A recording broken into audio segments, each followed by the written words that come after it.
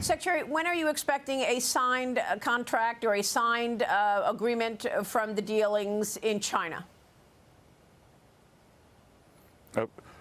Maria, we finished it. The Kuala Lumpur agreement was finished in the middle of the night last night, so I expect that we will exchange signatures possibly as soon as next week. That's Treasury Secretary Scott Bessent with me yesterday with the breakdown of the trade agreement between the U.S. and China, just hours after President Trump and Xi Jinping agreed on key trade issues during their meeting in South Korea yesterday. They include the reduction of China tariffs from 57 to 47%. In exchange for a crackdown on fentanyl, China is also vowing to purchase agricultural products like U.S. soybeans and sorghum, while allowing the export of rare earth minerals back to the United States and the world. Here's the Treasury Secretary with me yesterday. President Xi walked in the room and said, I think we can agree on the consensus reached in Malaysia. So the Chinese have agreed to buy 12 million metric tons of soybeans during this season, and then for the next 3 years, they're going to be buying a minimum of 25 million metric tons per annum. They were going to put export controls on products with even 0.01% of rare earth minerals produced or manufactured in China. It was China versus the world. And we were able to negotiate a one-year pause on that. President Trump, very wisely, in the spring, had put a 20% fentanyl tariff on China. We agreed to cut that in half, and in return, they're going to give us substantial cooperation in return for reducing the precursor flow into North America. China's Foreign Affairs Ministry promising Beijing will, quote, deepen reform across the board, expand, open up, and promote higher quality economic growth while achieving an appropriate increase in economic output and advance well-rounded human development and common prosperity for all. Joining me now is journalist and Tablet magazine writer Lee Smith. Lee, great to see you. There's one other thing that the U.S. is doing in response to the opening up of the rare earth minerals, and that is they are suspending for 1 year, pausing for 1 year, the expansion of the entity list. Here's that from this Treasury Secretary. Watch. Is the U.S. suspending that new rule that was put in place that would have expanded the entity list? Export restrictions to any entity that is at least 50% owned by one or more entities on the list for 1 year. Yes, we are going to be suspending that for a year in return for the suspension on the rare earth licensing regime. And Maria, what's important to note here, that it was China versus the world. China threatened to put this licensing regime on the entire world, and President Trump, as the leader of the free world, they negotiated this deal for everyone, because what's important for people to understand is that the Western supply chains, along with the democracies in Asia, India, Japan, Korea, where I'm standing now, the supply chains are very integrated. So it wouldn't have done any good just to suspend the licenses or the licensing regime for the U.S.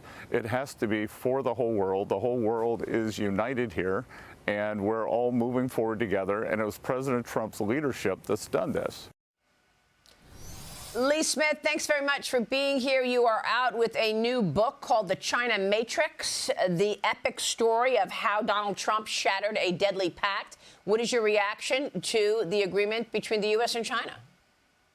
I mean, there's lots of important details. There's lots of good things that are going on. I think that we can all breathe a sigh of relief, temporarily at least, that that Beijing has agreed not to basically impose their version of the nuclear option right now by suspending access to rare earths. The way that I see it, though, you know, Maria, we've been talking about China for a long time like this, that the Chinese play the long game. I think that the Donald Trump administration is here playing the long game. We remember what happened during the first term, and Xi Jinping has given Donald Trump plenty of reason not to trust his pledges whether that's about buying agricultural goods or whether that's cutting down fentanyl.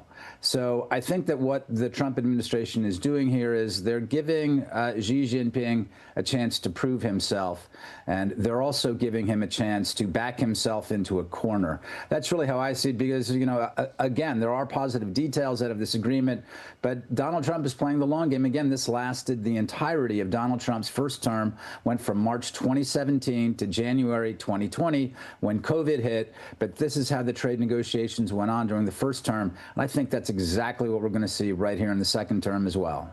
But Lee, I mean, the president is also giving the United States a year to get its act together and bring the supply chains back to America, right? I mean, you know, they're suspending this stuff, the entity list expansion for a year. He's taking down the tariff from 57% to 47%. He's putting that 100% tariff threat on the sideline right now. So he's doing a lot to work with the Chinese for the upcoming year.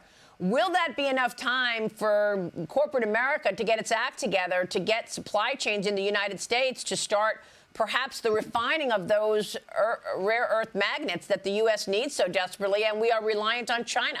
We're also reliant on China on pharmaceuticals. So we can't decouple right now, can we?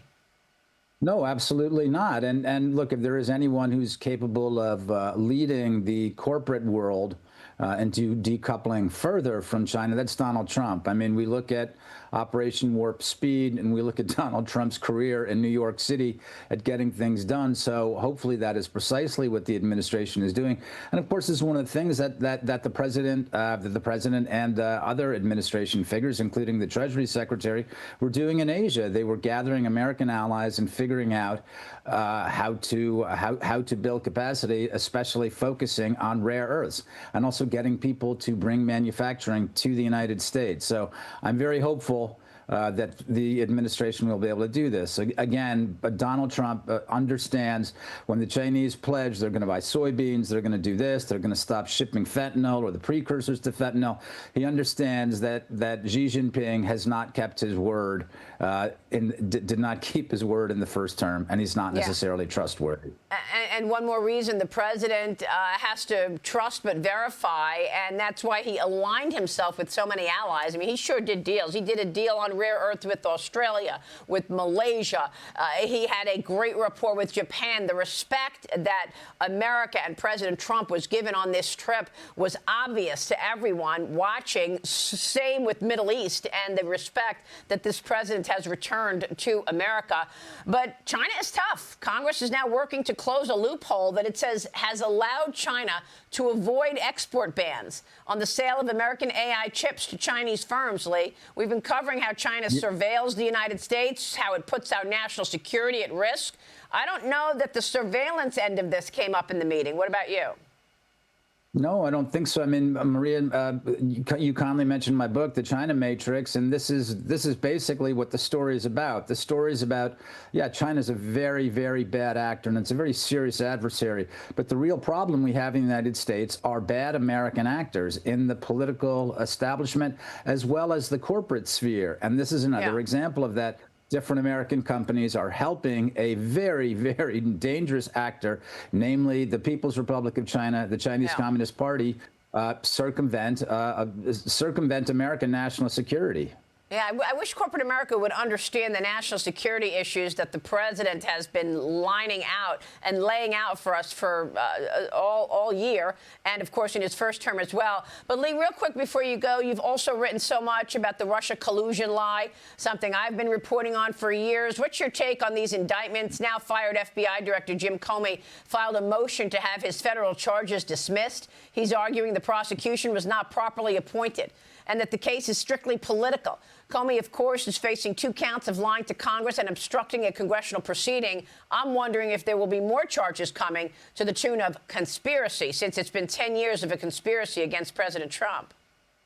Right. We've talked about that before. And remember, Congressman Devin Nunes, when he was chairman of the Intelligence Committee, they referred a conspiracy charge to the Department of Justice. So I'm sure that FBI director and FBI Director Kash Patel, who was part of Nunes' investigation, remembers what those conspiracy charges are about. The Comey thing about it being vindictive prosecution is absurd. This is basically what Al Capone's lawyers said. You know, oh, you're going after him just to appease public opinion. He's one of the president's political opponents and you're attacking him. Look, it's James Comey who made himself an enemy of the president. Remember, very early on, Donald Trump was quite keen in his first term. Hey, let's let bygones be bygones. Let's pull this all together and work together to do something good for America. And what did Comey do? He undermined the president of the United States. He made Trump his political enemy. Yeah, he spied on him as a candidate and as a sitting president. Unbelievable. Extraordinary stuff, Lee, and you write all about it. Thank you so much for being here this morning, Lee. Congrats on the book, Thank you so Lee much, Smith. Maria. We'll be right back. Thank you, Maria.